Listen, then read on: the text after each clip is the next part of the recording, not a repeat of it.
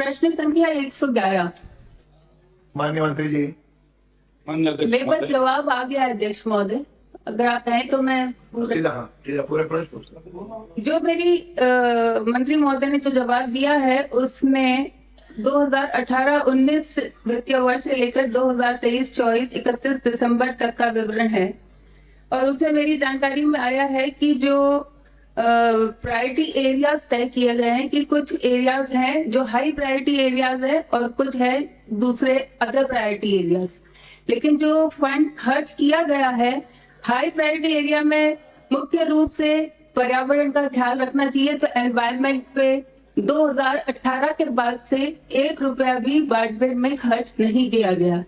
Skill development और रोजगार देने का जो हाई प्रायोरिटी क्षेत्र का विषय है उसमें भी मेरी जानकारी में अभी तक कोई काम पिछले 5 वर्षों में नहीं किया गया। तो मैं आपसे ये प्रश्न पूछना चाहती हूँ कि जो 168 करोड़ 23 लाख की राशि प्राप्त हुई है पिछले 5 वित्तीय वर्षों में, तो क्या उस राशि का उपयोग तय प्राथमिकताओं में खर्च करने के मद के अलावा भी किसी और अन्य मद में किया गया है?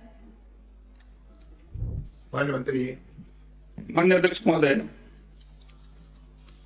विधानसभा बाड़मेर के अंदर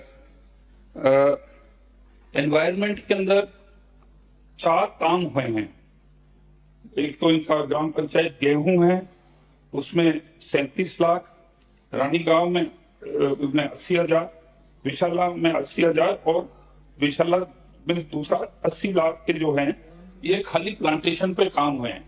अध्यक्ष महोदय, आपके माध्यम से मैं माननीय विधायक को मैं बताना चाहूंगा कि आपके यहाँ पर जो डीएमएफटी जो मीटिंग है वो कई वर्षों से मेरे ख्याल में 2012-13 से हुई ही नहीं है। पहले तो जिला प्रमुख थे इसके चेयरमैन, उसके पश्चात मंत्री जी बन गए और गवर्नमेंट ऑफ इंडिया के नॉर्म्स के अनुसार अब इनको कलेक्टर को बनाया है।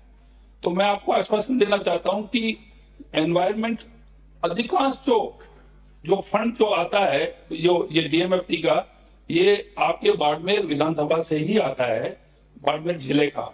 मैं आपको आश्वस्त करना चाहता हूं कि कलेक्टर साहब से बात करके जो भी आपका आगे जो फंड आएगा उसके अंदर, अब जैसे रोड्स है, अब मिसिंग लिंक की बहुत रोड्स ली गई अध्यक्ष महोदय। रोड्स डबल रोड बनाने का मतलब भी ये एक क्राइटेरिया फुलफिल करता है पोल्यूशन का कि पक्की रोड के अंदर फिर मिट्टी नहीं उठती है, तो वहां पर आपके कोई सीलिंग प्रोसेस के कोई केस नहीं है। आपके पीएचसी में भी पैसा खर्च किया हुआ है, आपके थोड़ा बहुत अपग्रेडेशन किया हुआ है। तो मैं आपको आश्वासन देना चाहता हूं कि जब आगे का जो बजट होगा और हमारी सरकार के तहत हम एनवायरनमेंट को हम प्राथमिकता देंगे और कलेक्टर को हम उनको डायरेक्शन देंगे कि एनवायरनमेंट के अंदर आप थोड़ा बजट ज्यादा एलोकेट करें।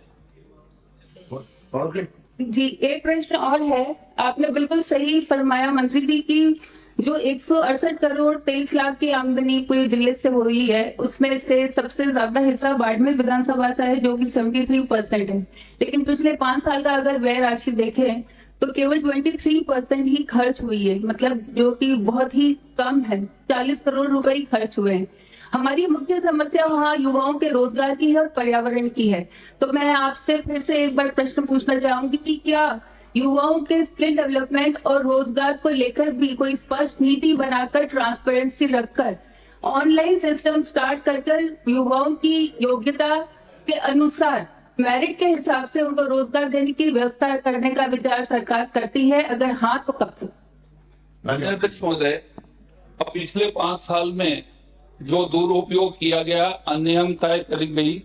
एक हमारे मारवाड़ में एक हमारी कहावत है, खावे सूर ठोकीजे पाडो, ठीक है ना। तो हम जो है आपके जो भी फंड बचा है ये हमारे ऊपर आरोप नहीं आना चाहिए, हमारी सरकार पे अभी 6 महीने हुए हैं। जो भी आपका जो बैलेंस पैसा बचा है और आगे का हम कलेक्टर को निर्देश देंगे, क्योंकि ये आपकी विधानसभा से बहुत ज्यादा फंड आता है। हम प्राथमिकता में एनवायरनमेंट के जितने भी कार्य हैं आप आउटलाइन कर दीजिए, उनको प्राथमिकता देंगे। माननीय मंत्री जी, एक सेकंड। माननीय मंत्री जी, एक सुजेशन करिए माननीय मंत्री जी कि सारे जिलों में डीएमएफटी की मीटिंग है। अरे बैठिए, आपको अनुमति नहीं है। सारे जिलों को ये बता दें तो उनकी डीएमएफटी की मीटिंगें रेगुलर होती रहे, जो वर्षों तक नहीं होती कई बार, तो इसको निर्देश जारी करेंगे हर जगह जो नियमित होती रहे इसकी व्यवस्था करें। अध्यक्ष महोदय, अध्यक्ष महोदय, अध्यक्ष महोदय, अध्यक्ष महोदय, जनप्रतिनिधियों को बुलाया जाए। अध्यक्ष महोदय, अरुण चौधरी, प्रावधान ये है कि जनप्रतिनिधि निवारी किया जाए। क्वार्टरली होनी चाहिए मीटिंग। रूल्स फॉर डीजीएमएफटी इज कि हर हाँ, हमें इसको उसमें अवश्य बुलाया जाए। इन लोगों ने सारा कलेक्टरों को सौंप दिया था। अरे मैंने निर्देश दे दिया, अरे मैंने कह दिया, उसके बाद क्या होता है? नहीं, कलेक्टरों को सौंप दिया था उन्होंने, उसमें विधायकों को शामिल किया। कांग्रेस के राज में डीएमएफटी का पैसा सारा डीएमएफटी का पैसा माननीय सदस्य, माननीय मंत्री जी, माननीय अध्यक्ष महोदय, प्रश्न संख्या 112। माननीय मंत्री जी, माननीय अध्यक्ष महोदय, प्रश्न का उत्तर मेरे को मिल चुका है। मैं माननीय मंत्री महोदय से